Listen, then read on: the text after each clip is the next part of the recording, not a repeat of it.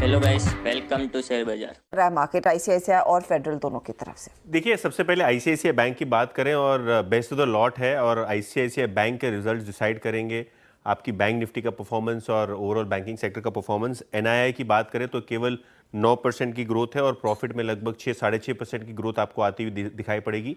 और ऑब्वियसली पिछले साल का बेस बड़ा है और कहीं ना कहीं ये जो प्रोविजनिंग का फैक्टर है जो बहुत हाई हो रहा है बहुत सारी प्राइवेट बैंक्स में, इसके कारण भी प्रॉफिट पे थोड़ा बहुत डेंट होने की संभावना है। की रिजल्ट रेशियोज जो अपने को ध्यान देने हैं, सबसे पहले डिपॉजिट ग्रोथ और लोन ग्रोथ 14 से 15% के आसपास रहेगी और net interest margin 10 basis points घट के 4.3% के आसपास आने का अनुमान है। ऑब्वियसली जो क्रेडिट कॉस्ट है, जो ओवरऑल एसेट क्वालिटी है, इस पे नज़र रखने की खास ज़रूरत रहेगी। इसके अलावा फेडरल बैंक, ये भी बैंक का नंबर रिपोर्ट करेगा और जो क्वार्टरली अपडेट था या 15% का एडवांसेस ग्रोथ, 15% का डिपॉजिट ग्रोथ बैंक ने ऑलरेडी डिस्क्लोज कर दिया, तो वहाँ कोई सरप्राइज नहीं होगा। जो नेट इंटरेस्ट इनकम है वो अनुमानित है लगभग 15% से ग्रो होगी 2360 करोड़ के आसपास।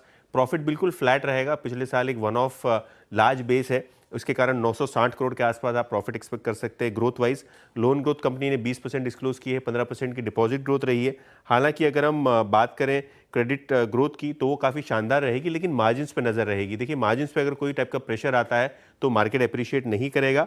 और जो एसेट क्वालिटी है, खास करके जो इनका गोल्ड लोन बिजनेस है, यहाँ किस तरीके के ट्रेंड्स आ रहे हैं वो काफ़ी जानना इंपॉर्टेंट हो गए प्रीव्यू के लिहाज से। ओके, तो आईसीआईसीआई बैंक और फेडरल बैंक का ये दो नंबर्स पर नज़र रहेगी। भारती एयरटेल ये भी एक स्टॉक है जिस पर हमारी नज़र रहेगी और सिंस दिल्ली बेस्ड कंपनी है तो दीपाली के पास चलते हैं और जानते हैं कि क्या एक्सपेक्ट करें वहाँ से। दीपाली, क्या एक्सपेक्ट कर रहा है मार्केट? स्ट्रॉन्ग क्वार्टर रह सकता है भारतीय एयरटेल के लिए। रेवेन्यू, एबिटा, प्रॉफिटेबिलिटी, मार्जिन सभी पैरामीटर्स पर ग्रोथ एक्सपेक्टेड है। रेवेन्यूज देखें तो सीक्वेंशियल बेसिस पे 6.5% ग्रोथ देखने को मिल सकती है। 41,000 करोड़ रेवेन्यूज कंपनी पोस्ट कर सकती है। सिमिलरली अगर एबिटा को देखेंगे तो 11.25% की ग्रोथ सीक्वेंशियल बेसिस पे आने की पॉसिबिलिटी है। आंकड़ा रह सकता है 21,930 करोड़ का। प्रॉफिटेबिलिटी का आंकड़ा देखेंगे तो एडजस्टेड पैट सीक्वेंशियल बेसिस पे 57% ग्रो होने की पॉसिबिलिटी है। सिमिलर ग्रोथ वाई बेसिस पे भी देखने को मिलेगी और 4613 करोड़ का आंकड़ा कंपनी रिपोर्ट कर सकती है। सिमिलरली अगर मार्जिन्स को देखेंगे तो एबिटा मार्जिन्स 53.4% पर रहने की पॉसिबिलिटी है, यानी सीक्वेंशियल बेसिस पे लगभग 2.25% की ग्रोथ देखने को मिलेगी। स्ट्रॉन्ग क्वार्टर इसलिए रहेगा क्योंकि टैरिफ हाइक का बेनिफिट मिलेगा कंपनी को। जुलाई 2024 में कंपनी ने टैरिफ हाइक किया था तो उसका रिफ्लेक्शन टॉप लाइन पर देखने को मिल रहा है और इनफैक्ट आमतौर पर जब टैरिफ हाइक होता है तो 2 से 3 क्वार्टर लगते हैं फुली रिफ्लेक्ट होने में रेवेन्यू साइड पर, तो आने वाले क्वार्टर्स में भी इसका इंपैक्ट देखने को मिलेगा। इसके अलावा अर्पू ग्रोथ काफी अच्छी एक्सपेक्टेड है, 9% के आसपास का जंप अर्पू में रह सकता है। सीक्वेंशियल बेसिस पे ये 210 से बढ़कर 230 के आसपास आने की पॉसिबिलिटी है। ऑल्दो अगर अलग अलग सेगमेंट्स देखेंगे भारतीय एयरटेल के तो मोबाइल बिजनेस में स्पेशली जो टोटल सब्सक्राइबर्स है वहां पर डिक्लाइन देखने को मिल सकता है 12 लाख के आसपास का सिम कंसोलिडेशन की वजह से, लेकिन जो एयरटेल बिजनेस है वहां पर अच्छी ग्रोथ एक्सपेक्टेड है 12% के आसपास की।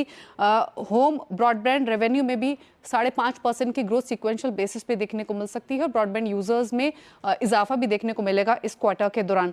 अगर अफ्रीकन बिजनेस की बात करें तो नाइजीरियन करेंसी वॉलेटाइल रही है, इसीलिए अफ्रीकन कारोबार भी थोड़ा वॉलेटाइल यानी फ्लैटिश ग्रोथ ही वहां रह सकती है 1% के आसपास की सीक्वेंशियल बेसिस पे। लेकिन टैरिफ हाइक, अर्पू ग्रोथ और इंडिया वायरलेस बिजनेस, ये 3 स्ट्रॉन्ग साइड पर रहेंगे जिसके कारण अच्छे नंबर्स एक्सपेक्टेड हैं भारतीय एयरटेल से। भारतीय एयरटेल अच्छे नंबर्स एक्सपेक्टेड और देखना है कि कंपनी क्या गाइड करेगी आरपू को लेकर गोइंग फॉरवर्ड। इस पर एक क्विक टेक चेक, अमित बताइए ट्रेड लेना है या नहीं, क्योंकि एक बार रचना जी ने तो कह दिया जब तक नंबर्स नहीं आते आप शॉर्ट की रणनीति ही रखेंगी। आपको भी लग रहा है कि ये मंदी के ट्रैप में फंसा हुआ है काउंटर और उससे ब्रेक करना थोड़ा सा मुश्किल रह सकता है? जी मैम, थोड़ी सी नियर टर्म वीकनेस यहाँ पे जरूर नजर आ रही है। स्टॉक में कंटिन्यूअसली लोअर लोज बन रही है, 10 और 20 डेमा के नीचे ट्रेड कर रहा है। बट मेरा यहाँ पे ये रुझान है कि 1665 पे लेवल है। अगर इसमें स्लाइड आएगा तो that will be up to 1630 1640, जहाँ पे 50 डे एक्सपोनेंशियल मूविंग एवरेज है। If results are good and favourable तो मेरे ख्याल से अगर वहां पे मिलेगा तो एक अच्छा एंट्री पॉइंट बनेगा। फिलहाल जिस हिसाब से मूवमेंट है मुझे लगता है किसी के शॉर्ट से तो बने रहे। एक स्मॉल स्लाइड टू 1650 टू 1645 आ सकता है इसमें। ओके, चलिए अब एक और नंबर, सन फार्मा, ये भी इंडेक्स का स्टॉक है। कंचन से जानते हैं क्या एक्सपेक्ट करें। कंचन, क्या एक्सपेक्ट कर रहे हैं? जी, नंबर्स हमें स्टेडी देखने को मिल सकते हैं। अगर रेवेन्यू की बात करी जाए तो 8% का इजाफा यहाँ पे एक्सपेक्टेड है, एबिटा में भी 12%, अगर मार्जिन देखें तो 2% तक हमें बढ़ते हुए दिखाई दे सकते हैं। At the same time profitability की बात करी जाए तो 13% यहाँ पे हमें प्रॉफिटेबिलिटी भी बढ़ती हुई दिखाई दे सकती है। अगर इनकी बात करें स्पेशलिटी प्रोडक्ट की तो यहाँ पे हो सकता है कि हमें एक स्टेडी इंक्रीज मूवमेंट देखने को मिले और ये Y-on-Y बेसिस पे 17% तक बढ़ते हुए दिखाई दे सकते हैं। अब जो इनका डोमेस्टिक फॉर्मुलेशन है वहाँ पे भी हमें Y-on-Y बेसिस पे 12% की ग्रोथ संभव है। इसके अलावा इनका जो यूएस मार्केट के अंदर लॉन्च के ऊपर एक क्लैरिटी आना बहुत जरूरी है और वो लॉन्च है डिरोक्सोलिटिनिब का। बेसिकली इनको ऑलरेडी अप्रूवल तो मिल गया था लेकिन इस टाइम पे कुछ लीगल प्रॉब्लम से गुजर रहे हैं, जिसके चलते ये वाली जो कमेंट्री है, ये वाला जो क्लैरिफिकेशन है वो बहुत ज्यादा जरूरी रहेगा सन फार्मा के लिए। इसके साथ ही साथ इमर्जिंग मार्केट में ब्रांडेड जेनरिक को लेके मैनेजमेंट की क्या कमेंट्री आती है, ये खासा ध्यान में रखना है। अब बात कर लेते हैं की फोकस पॉइंट की, क्या ध्यान में रखने वाली चीजें हैं।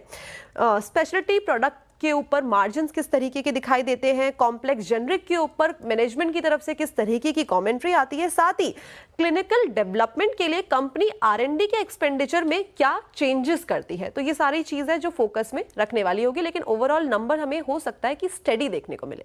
ओके, नंबर शायद स्टडी देखने को मिले सन फार्मा के। रचना जी, इसमें कोई ट्रेड है क्या? क्योंकि एटलीस्ट फार्मा एक स्पेस है जहां थोड़ा मार्केट फिर भी उतना बुरा नहीं है।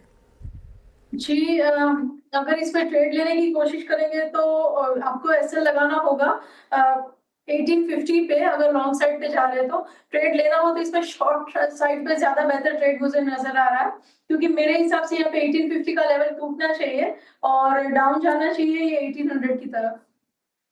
ना जी, अब आपने डिसाइड कर लिया कि सिर्फ शॉर्ट ट्रेड ही देनी है मार्केट में, लॉन्ग देना ही नहीं है?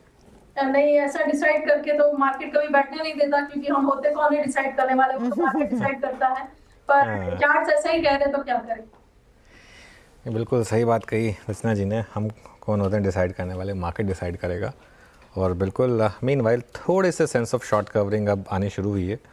जो हश्ता 950 पॉइंट ही बोल रही थी, अब वो 800 पॉइंट ही रह गया हश्ता बैंक निफ्टी पर कम से कम। तो थोड़ी सी तो शॉर्ट कवरिंग है, कुछ साइन है यहाँ पर। आप निफ्टी देखिए ना, निफ्टी थोड़ा रिकवर हुआ है, थोड़ा सा निफ्टी रिकवर हुआ है। आई थिंक 24,000 पर थोड़ा सा एक्सपेक्टेड भी था कि 24,000 के आसपास थोड़ा सपोर्ट आएगा।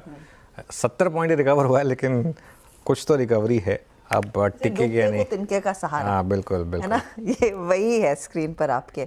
चलिए काम करते, लेंगे एक ब्रेक और ब्रेक के बाद हर्षाब उपाध्याय को जोड़ेंगे, उनसे बात करेंगे कि मार्केट को वो इस समय कैसे अप्रोच कर रहे हैं और ऑफ कोर्स अर्निंग्स पर अब क्या टेक है। ब्रेक के बाद